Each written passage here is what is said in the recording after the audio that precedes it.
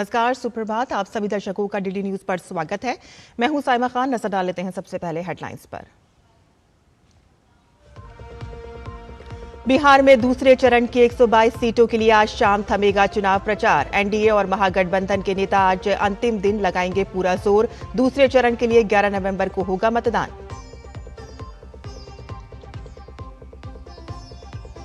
राष्ट्रपति द्रौपदी मुर्मू आज अंगोला के राष्ट्रपति जोआओ लोरेंको के साथ करेंगी द्विपक्षीय वार्ता। कृषि, ऊर्जा, व्यापार, निवेश, प्रौद्योगिकी, रक्षा और बुनियादी ढांचे के क्षेत्रों में सहयोग पर करेंगी चर्चा।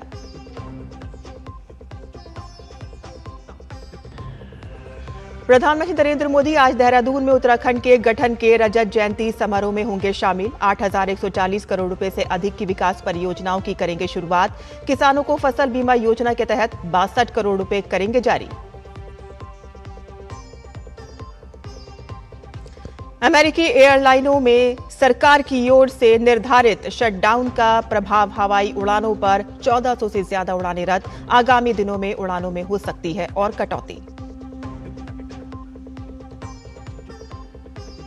और फीडे विश्व कप 2025 में 4 भारतीय खिलाड़ी अर्जुन, प्रज्ञानंद, हरिकृष्णा और प्रणव ने चौथे राउंड में बनाई जगह। विश्व चैंपियन डी गुगेश तीसरे दौर में हारकर हुए बाहर।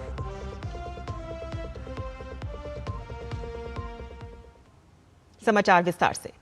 प्रधानमंत्री नरेंद्र मोदी आज देहरादून में उत्तराखंड राज्य गठन के रजत जयंती समारोह में शामिल होंगे। प्रधानमंत्री राज्य के विकास से जुड़ी परियोजनाओं का शुभारंभ और शिलान्यास करेंगे। देखिए हमारी ये रिपोर्ट।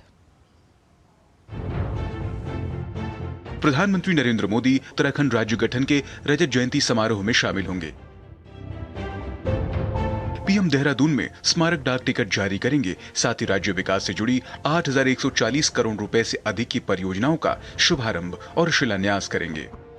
2 लाख करोड़ से भी ज्यादा की योजनाएं यहाँ धरातल पर गतिमान है।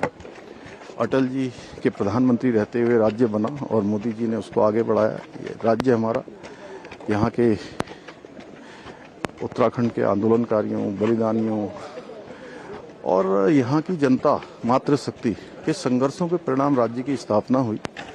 उन सब का एक उत्सव कर रहे हैं और उससे आगे जो 25 साल आने वाले हैं उन सालों की एक रूपरेखा भी बना रहे हैं। पीएम जिन परियोजनाओं का उपहार देंगे वो जलापूर्ति, विद्युत, सौर ऊर्जा और खेल ढांचे से जुड़ी हैं। पीएम कई अन्य क्षेत्रों से जुड़ी परियोजनाओं का भी शुभारंभ और शिलान्यास करेंगे। महत्वपूर्ण प्रोजेक्ट्स हैं worth hundreds of crores across the departments. उनका शिलान्यास और लोकार्पण भी प्रस्तावित है। इसके अतिरिक्त भी और भी कई सारे हमारे इवेंट्स हैं जो लाइंड अप हैं।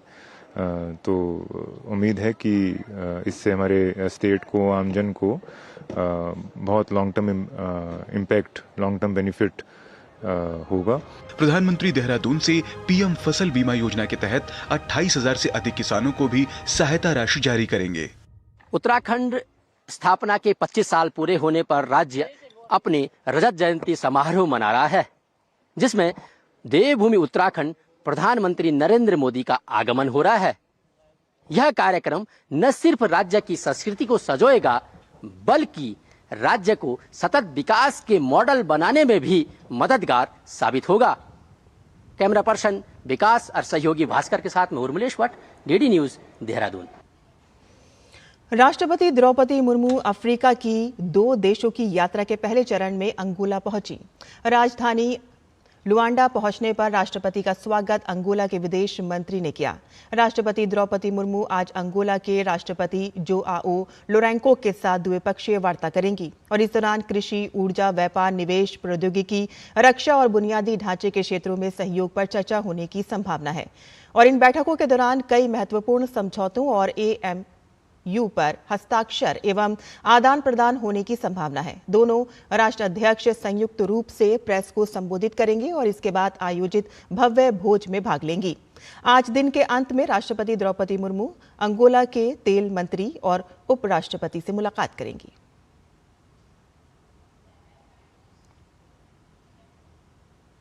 राष्ट्रपति द्रौपदी मुर्मू अंगोला की यात्रा पर हैं और किसी भी भारतीय राष्ट्र अध्यक्ष की ये अंगोला की पहली राजकीय यात्रा है। राष्ट्रपति की यात्रा पर डीडी न्यूज के संवाददाता आकाश पोपली ने बात की अंगोला के भारतीय वाणिज्य मंडल के उपाध्यक्ष सैमुअल मथाई से। राष्ट्रपति द्रौपदी मुर्मू इस समय अंगोला की यात्रा पर है और इस यात्रा के दौरान राष्ट्रपति अंगोला में रह रहे निवासियों से भी मिलेंगे। और इस समय हमारे साथ मौजूद हैं इंडियन चैम्बर ऑफ कॉमर्स के वाइस प्रेसिडेंट और जाने माने व्यवसायी सैमुअल मैथाई जी। सर, आपसे जानते हैं कि ये दौरा कितना महत्वपूर्ण है। सर, ये हमारा सौभाग्य है, हमारा प्रेसिडेंट अंगोला में आ रहे हैं क्योंकि अंगोला में बहुत ज़्यादा अपॉर्चुनिटीज़ है। Angola one of the major minerals deposit country है, तो बहुत ज़्यादा अपॉर्चुनिटीज़ है। हमारा प्रेसिडेंट का विजिट बहुत ज़्यादा इम्पोर्टेंट है हमारा कंट्रीज़ के लिए, और जो बिजनेसमैन लोग इधर आना चाहता है और जो भी है इधर इन लोग उनके लिए बहुत ज़्यादा इम्पोर्टेंट है ये प्रेसिडेंट का विजिट। सर, आप यहाँ पे रह रहे भारतीय समुदाय का योगदान कैसे देखते हैं? सर, जो भी काम करने के लिए आता है या बिजनेस करने के लिए आता है तो बहुत ज़्यादा एक्सेप्टेंस है यहाँ पे, और एम्बेसी भी जो भी एम्बेसडर इधर आता है सब लोग अपना मैक्सिमम ट्राई करके अभी तक इतना 20-25 साल का जो एम्बेसी यहाँ पे बहुत ज़्यादा ग्रोथ हुआ है, अपने लिए बहुत इम्पोर्टेंस है। और जो ये प्रेसिडेंट का विजिट भी हमारे लिए बहुत ज़्यादा इम्पोर्टेंस हो जाता है। राष्ट्रपति के इस दौरे से बिजनेस के नए रास्ते खुल सकेंगे? सर्टनली, क्योंकि ये अपॉर्चुनिटीज़ अभी लोभी तो बहुत ज़्यादा इन्वेस्टमेंट आ रहे हैं, और यहाँ पे प्रेसिडेंट का विजिट का सबसे हमारे लिए बहुत ज़्यादा ओपनिंग आ रहे हैं। ये हमारे लिए बहुत इम्पोर्टेंस है। तो धन्यवाद सर आपका, आपने अपना कीमती समय हमें दिया। मैं कैमरामैन सुमित धीमान के साथ आकाश पोपली, डीडी न्यूज़ अंगोला। राष्ट्रपति द्रौपदी मुर्मू अंगोला में हैं और इसी के चलते वहां रहने वाले प्रवासी भारतीय भी काफी उत्साहित हैं। इंडियन कम्युनिटी एसोसिएशन के उपाध्यक्ष ब्रिजेश प्रसाद ने कहा है कि राष्ट्रपति द्रौपदी मुर्मू की यह यात्रा दोनों देशों को संबंधों को और प्रगाढ़ करने में मदद करेगी। हम इंडियन कम्युनिटी, जो बिजनेस कम्युनिटी है, वो काफ़ी आशान्वित है कि आने वाले दिनों में महामहिम राष्ट्रपति जी का जो पदार्पण यहाँ पे हुआ है उसको देखते हुए बहुत कुछ अच्छा होने वाला है, और इंडियन कम्युनिटी के लिए ही नहीं पूरे इंडिया के लिए बहुत एक अच्छा संदेश लेके आई हैं हमारे महामहिम राष्ट्रपति जी, और एक अच्छा संबंध दोनों के बीच में है, और ही अच्छा कुछ बहुत कुछ होने वाला है। बिजनेस, आर्थिक, सामाजिक, हर परिप्रेक्ष्य में ऐसा मुझे लगता है। और अब बात बिहार विधानसभा चुनाव की। बिहार विधानसभा चुनाव के दूसरे चरण का प्रचार आज शाम 5 बजे थम जाएगा और इसके बाद प्रत्याशी घर घर जाकर लोगों से अपने हक में वोट करने की अपील करेंगे। और इस चरण में मंगलवार को 20 जिलों की 122 विधानसभा सीटों पर वोट डाले जाएंगे। बता दें कि राज्य में पहले चरण में 121 सीटों पर 6 नवंबर को मतदान हुआ था। 14 नवंबर को मतगणना होगी। दूसरे चरण में 1302 उम्मीदवार मैदान में हैं, जिनकी किस्मत का फैसला 3.7 करोड़ से अधिक मतदाता करेंगे। और इस चरण में पश्चिम और पूर्वी चंपारण, शिवहर, सीतामढ़ी, मधुबनी, सुपौल, अररिया, किशनगंज, पूर्णिया, कटिहार, भागलपुर, बांका, कैमूर, रोहतास, अरवल, जहानाबाद, औरंगाबाद, गया, नवादा एवं जमुई जिलों के कुल 122 विधानसभा क्षेत्रों में मतदान होगा। बिहार में विधानसभा चुनाव के दूसरे चरण का चुनाव प्रचार चरम पर है और भाजपा के स्टार प्रचारक और गृह मंत्री अमित शाह आज बिहार में 2 जनसभाओं को संबोधित करेंगे। अमित शाह आज सासाराम के फजलगंज स्टेडियम मैदान में रैली करेंगे। वे चेनारी, सासाराम, करगहर और डेहरी विधानसभा क्षेत्र से चुनावी मैदान में उतरे एनडीए प्रत्याशियों के लिए प्रचार करेंगे। और इसके बाद अमित शाह अरवल में मधुसरमा मेला मैदान में चुनावी जनसभा को संबोधित करेंगे। यहां अमित शाह अरवल और कुर्था विधानसभा क्षेत्रों से एनडीए के प्रत्याशियों के लिए प्रचार करेंगे।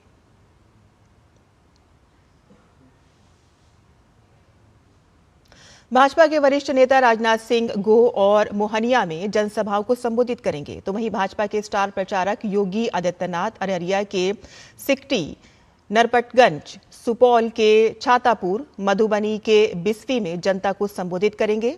शिवराज सिंह चौहान चंपारण के कल्याणपुर, मधुबनी के खजौली, बांका के बेलहर में एनडीए प्रत्याशियों के लिए प्रचार करेंगे। बिहार के मुख्यमंत्री नीतीश कुमार आज कैमूर जिले में हाटा उच्च विद्यालय मैदान पहुंचेंगे, जहां वे जदयू के प्रत्याशी मोहम्मद जमा खान के पक्ष में प्रचार करेंगे।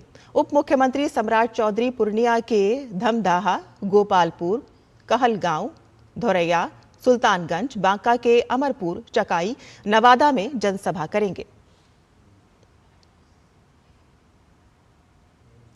तो वहीं महागठबंधन के नेता भी आखिरी बार प्रचार में अपनी पूरी ताकत झोंकेंगे। कांग्रेस नेता राहुल गांधी आज किशनगंज और पूर्णिया में चुनावी जनसभाओं को संबोधित करेंगे। राहुल गांधी किशनगंज के बहादुरगंज के रसल हाई स्कूल ग्राउंड में जनसभा करेंगे और महागठबंधन के प्रत्याशियों के लिए चुनाव प्रचार करेंगे। महागठबंधन के मुख्यमंत्री पद के दावेदार तेजस्वी यादव आज कैमूर जिले में मोहनिया विधानसभा क्षेत्र के घटाव स्थित मैदान, रामगढ़ विधानसभा क्षेत्र के रामगढ़ हाई स्कूल मैदान, भभुआ विधानसभा क्षेत्र के हवाई अड्डा मैदान और चैनपुर विधानसभा क्षेत्र के हमीरपुर चंद विद्यालय में मैदान में चुनावी सभाओं को संबोधित करेंगे। विकासशील इंसान पार्टी के राष्ट्रीय अध्यक्ष मुकेश सैनी आज चांद के हमीरपुर उच्च विद्यालय मैदान में सभा को संबोधित करेंगे।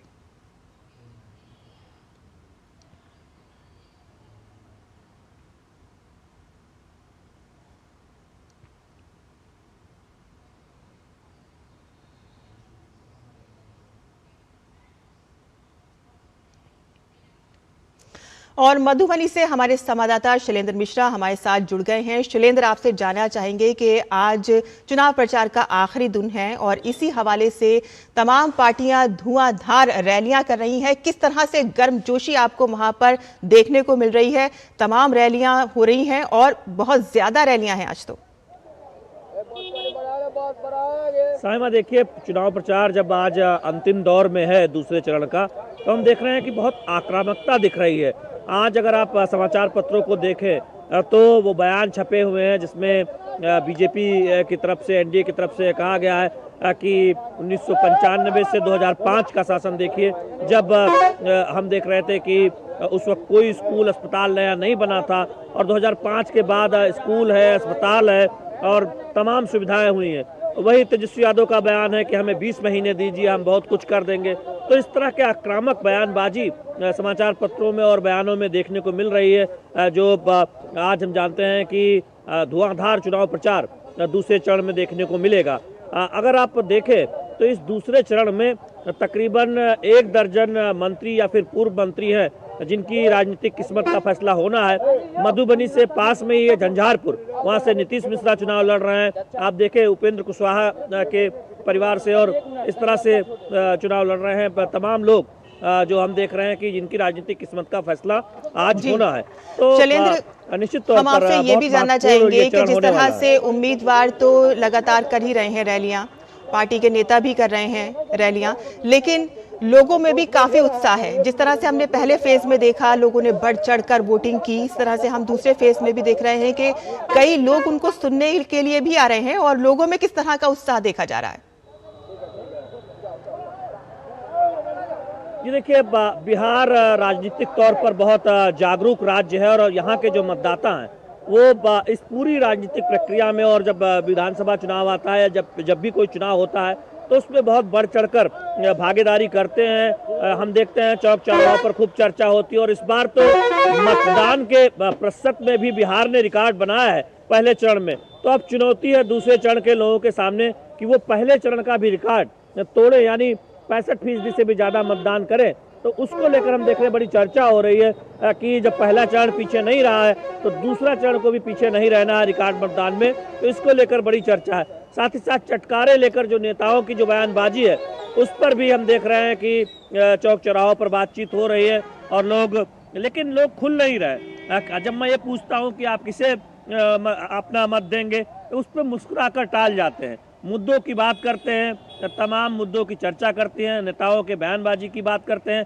कल हमने स्पष्ट तौर पर पूछा कि बिहार को कैसी सरकार चाहिए, क्या बिहार को कट्टा वाली सरकार चाहिए या फिर बिहार को ऐसे सरकार चाहिए जो बच्चों का भविष्य डॉक्टर इंजीनियर में देखे, रंगदार नहीं बनाए। इस मामले में तो पूरा बिहार में जितने भी युवा हैं या फिर जो अभिभावक है वो सभी स्पष्ट तौर पर कहते हैं कि जो भी सरकार आए वो काम करे, युवाओं के पढ़ाई लिखाई पर ध्यान दे और इस तरह से एक शांति वाली सरकार एक तरह से उसको लेकर उसमें एक राय है। तो हम देख रहे हैं कि अलग-अलग कुल मिलाकर हम कह सकते हैं कि अब ये रैलियों का दौर अब थमने वाला है और अब यहाँ की जो जनता है अब उसके हाथ के अंदर फैसला आने वाला है और 11 तारीख को वो फैसला करेगी कि वो किसको वोट दे। बहुत बहुत शुक्रिया शैलेंद्र, लेकिन आगे भी हम आपसे ये तमाम जानकारियां हासिल करते रहेंगे और नजर बनाए रखें आप। बहुत बहुत धन्यवाद। और यहाँ बुलेटिन में हम लेते हैं छोटा सा ब्रेक, हम जल्द हाजिर होंगे। आप देखते रहिए डीडी न्यूज।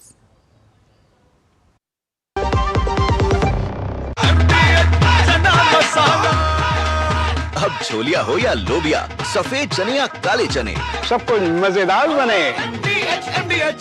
सुनो, एक अच्छी इंश्योरेंस पॉलिसी एआई से पूछते हैं।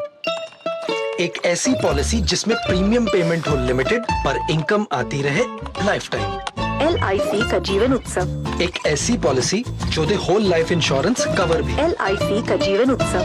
वाओ, चलो तो LIC की जीवन उत्सव पॉलिसी ही लेते हैं। मैं भी तुमसे यही कह रही थी, LIC का जीवन उत्सव। लाइफ टाइम सेलिब्रेशन मनाइए LIC के जीवन उत्सव के साथ, फ्यूचर सेट है। अरे द्रविड़ जी, आपको गैराज छोड़ दो, आइए। काश आप जैसा गेम चेंजर हमारे पास भी होता। है ना, खेती का गेम चेंजर जय किसान नवरत्न नैनो शक्ति, नैनो DAP। इसके हर ड्रॉप में है करोड़ों नैनो पार्टिकल्स की शक्ति। नैनो पार्टिकल्स के कारण पत्तियां इन्हें दोनों साइड से अब्सॉर्ब करें बिना वेस्टेज और उपज खूब बढ़ाएं। जय किसान नवरत्न नैनो शक्ति, नैनो DAP, विज्ञान का वरदान, हर फसल की शान। भारत सरकार ने सभी देशवासियों के हित में टर्म लाइफ इंश्योरेंस से GST पूरी तरह से हटाकर 0 कर दिया है। इससे टर्म लाइफ इंश्योरेंस काफी सस्ता हो गया है। पॉलिसी बाजार पर अब 1 करोड़ का टर्म लाइफ इंश्योरेंस सिर्फ 400 रुपए महीने से शुरू। हिंग देना, वो वाली MDH की सुपर सुपर हींग। जिन्होंने यूज किया है वो जानते हैं असली हींग का स्वाद। MDH सुपर हींग, शुद्धता का असली तड़का। असली मसाले सच MDH। ब्रेक के बाद आपका फिर से स्वागत है। बिहार विधानसभा चुनाव के दूसरे चरण में कई दिग्गजों की किस्मत दांव पर है। बीजेपी के वरिष्ठ नेता और पूर्व मंत्री प्रेम कुमार भी इन्हीं में शामिल हैं। वे लगातार 9वीं बार चुनावी मैदान में हैं। प्रेम कुमार बिहार की गया टाउन विधानसभा सीट से चुनावी मैदान में हैं। डीडी न्यूज संवाददाता अमरेंद्र गुप्ता से उनकी खास बातचीत देखिए। बिहार की गया सीट भी एक ऐसी सीट मानी जा सकती है जो भारतीय जनता पार्टी के अभेद किले के रूप में जानी जाती है। 1990 से गया सीट पर भारतीय जनता पार्टी के प्रेम कुमार का प्रतिनिधित्व रहा है। इस चुनाव में पहले तो आप अपनी स्थिति को कैसे देख रहे हैं? बहुत बेहतर स्थिति है, जनता हमारे साथ है, जनता की सेवा हमने किया है, जनता के हर समय दुख हो सुख में साथ देने का काम किया है। और माननीय प्रधानमंत्री जी के प्रयास से 2 कॉरिडोर आ रहा है। एक आ रहा औद्योगिक कॉरिडोर। मोदी जी का सोच है कि स्वदेशी को अपनाएं, तो मेक इन इंडिया के तहत देश के 12 राज्यों में चयनित किया गया है, बिहार भी शामिल है। 3000 एकड़ में गया के डोभी में एक बड़ा औद्योगिक पार्क बनने जा रहा है। जिस तरह से प्रधानमंत्री लगातार बिहार में अपनी सभाओं में कह रहे हैं कि अभी तक बिहार ने विकास देखा, अब विकसित बिहार की परिकल्पना के साथ आगे बढ़ना। मोदी जी का आह्वान है आत्मनिर्भर भारत, आत्मनिर्भर बिहार, विकसित भारत, विकसित बिहार की ओर बिहार चल पड़ा है। टेकअप की स्थिति में जाकर के हैं और हमने जो काम किया है जनता ने परखा है। जब बिहार में दूसरे चरण का मतदान होगा और 14 तारीख को नतीजे आएंगे तो बिहार के गया की जनता किसको अपना आशीर्वाद देती है। बिहार के गया से कैमरा पर्सन मोहित उइके के साथ अमरेंद्र गुप्ता, डीडी न्यूज। बिहार विधानसभा चुनाव के दूसरे चरण में सीतामढ़ी जिला भी चर्चा में है। माता सीता की जन्मस्थली पुनौरा धाम यहीं पर स्थित है। पिछले चुनाव में एनडीए ने यहां की कुल 8 सीटों में से 6 सीटें हासिल की थीं, जबकि महागठबंधन को महज 2 सीटों से संतोष करना पड़ा था। सीतामढ़ी में क्या है जनता के मुद्दे? चुनावी सफर में डीडी न्यूज के वरिष्ठ संवाददाता शैलेंद्र मिश्रा ने जानने की कोशिश की। चुनावी सफर में आज हम पहुंचे हैं सीतामढ़ी जिला के पुनौरा धाम में। माता जानकी के जन्म स्थल पर इस वक्त हम जानने की कोशिश करेंगे कि सीतामढ़ी में कौन से मुद्दे सबसे प्रभावी हैं और किन मुद्दों पर जनता जनार्दन अपनी राय रख रही है। सीतामढ़ी और यहाँ आसपास क्या बहुत चर्चा में है जब चुनाव आ गया है? कौन सा मुद्दा बहुत चर्चा में? यहाँ जो अभी शिलान्यास हुआ है मंदिर बनाने का, माननीय अमित शाह जी के द्वारा और नीतीश कुमार जी के द्वारा, ये मुद्दा सबसे अहम है यहाँ के लिए। और इसी मुद्दा पर यहाँ चुनाव लोग यहाँ लगे हुए हैं। सब काम तो हो ही रहा है सर, कैसा कौन काम है जो नहीं हुआ है? हमको बोलने की जरूरत नहीं है, हर जगह बैनर बोर्ड लगा हुआ है, जाके लोग देखे कि क्या हुआ है क्या नहीं हुआ है। अब बोलने की नीतीश जी के राज में बोलने की कोई संभावना नहीं है। सीतामढ़ी में विकास का मुद्दा, जो सरकार विकास करे हम लोग उसको साथ है। नीतीश कुमार ऐसा विकास कोई नहीं किया। आप जिस जगह पर भी खड़े हैं, आज से 20 साल पहले अभी जो जगह है रास्ता ऐसा था क्या? नीतीश कुमार का देना जो इस रास्ता को बनाया, चमकाए। और माननीय अमित शाह और माननीय हमारे यशस्वी प्रधानमंत्री नरेंद्र मोदी के द्वारा शिलान्यास किया गया पुनौरा धाम मंदिर, जानकी मंदिर बन रहा है। इससे गौरव का बात क्या होगा? और जहाँ तक राजेंद्र बलाकर खेसारी लाल छपरा सीट से खड़ा हुए हैं कि मंदिर बनने से क्या होगा, मैं उन मूर्खता की बात पहुँचा दीजिएगा। अब दादा 70 साल शासन किए, कभी मंदिर पर चर्चा किए? 70 साल 80 साल बाद वहाँ अयोध्या में राम मंदिर बना है, ये किसका देन है? भाजपा सरकार का देन है। स्थानीय मुद्दा नीतीश कुमार की सरकार है वर्तमान में। जितना भी सीतामढ़ी में जो स्थानीय स्तर पर जो काम बाकी था, जो अधूरा था, नीतीश कुमार ने सभी कार्यों को पूरा कर चुके हैं। विपक्षियों के पास कोई मुद्दा ही नहीं है, वह मुद्दा विहीन चुनाव लड़ रहे हैं इस बिहार में। जो खुद नौमी फैले वो क्या करेंगे? हम लोग बालिक थे, इस तरीका के माहौल हम लोग के पूर्व दादा से नहीं देखा था, से माहौल देखने को मिलता है। बाकियों का तो नहीं पता, पर मैं चाहता हूँ कि सत्ता परिवर्तन हो ऐसा। हाँ, मंदिर तो स्वाभाविक सीतामढ़ी के लिए बहुत मायने रखता है, तो मंदिर भी एक मुद्दा है सीतामढ़ी के लिए। थोड़ा सा दिक्कत है कि यहाँ विकास ओवरब्रिज का मुद्दा है जो आज तक नहीं हुआ है। अब जनता जनार्दन देखना है कि क्या तय करने वाली है 11 तारीख को सीतामढ़ी की विधानसभाओं में। हमारे सहयोगी मोर मुकुट शर्मा के साथ शैलेंद्र मिश्र, सीतामढ़ी। बिहार विधानसभा चुनाव के दौरान समस्तीपुर के सराय रंजन विधानसभा क्षेत्र में सड़क किनारे सैकड़ों वीवीपैट पर्चियां फेंकी हुई मिली। ये पर्चियां गुड़मा गांव के पास पाई गईं, जिसके बाद कई प्रत्याशियों के समर्थकों ने वहां पहुंचकर हंगामा किया। मामले की गंभीरता को देखते हुए जिलाधिकारी रोशन कुशवाहा और पुलिस अधीक्षक स्वयं जांच के लिए मौके पर पहुंचे। जिलाधिकारी ने स्पष्ट किया कि ये पर्चियां मतदान के लिए इस्तेमाल नहीं हुई थी, बल्कि ईवीएम कमीशनिंग के दौरान हुए मॉक पोल की थीं।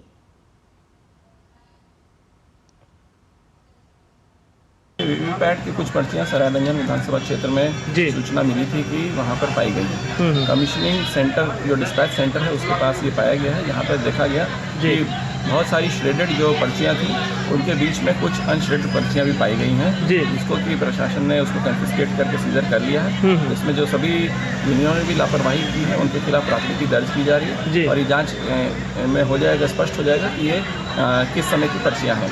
इसमें किसी तरह की कोई अफवाह नहीं फैलाने की मैं अपील करूंगा। ये पूरा टेक्निकल मामला है, जिसकी भी जांच करते हुए सभी चीज स्पष्ट हो जाएगी।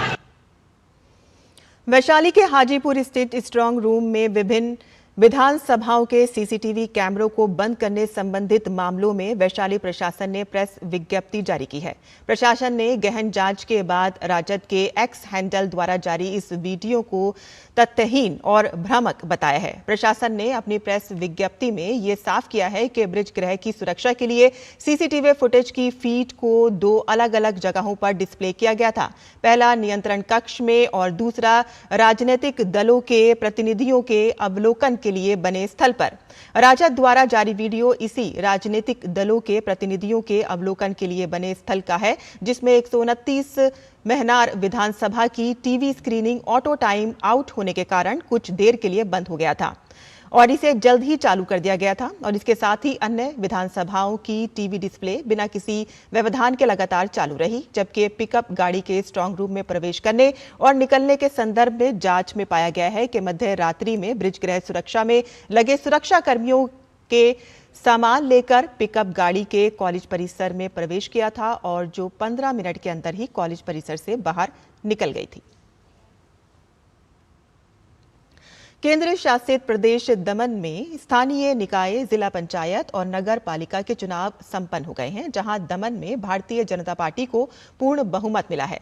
वहीं नगर पालिका के 3 में से 2 वार्डों पर भाजपा को जीत मिली है। जिला पंचायत की 6 में से 5 सीटों पर और सरपंच पंचायत के लिए 7 में से 6 पर भाजपा ने जीत दर्ज की है। दमन जिला पंचायत में कुल 16 सीटें हैं, जिसमें से 10 सीटों पर पहले ही भाजपा प्रत्याशी निर्विरोध चुनाव जीत चुके थे, तो वहीं नगर पालिका में 15 वार्ड में से 12 वार्डों में भाजपा के उम्मीदवारों ने निर्विरोध जीत दर्ज की है। भाजपा प्रदेश अध्यक्ष महेश अग्रिया ने इस जीत का श्रेय पार्टी कार्यकर्ताओं और भाजपा द्वारा किए गए विकास कार्यों को दिया है। ये एक बहुत बड़ी जीत है। इस जीत का श्रेय मैं हमारे भारतीय जनता पार्टी के कार्यकर्ता को देना चाहता हूँ। मैं इस जीत का अगर सबसे बड़ा हमारा कोई हम बता सकते लोगों तो विकास की जीत हुई।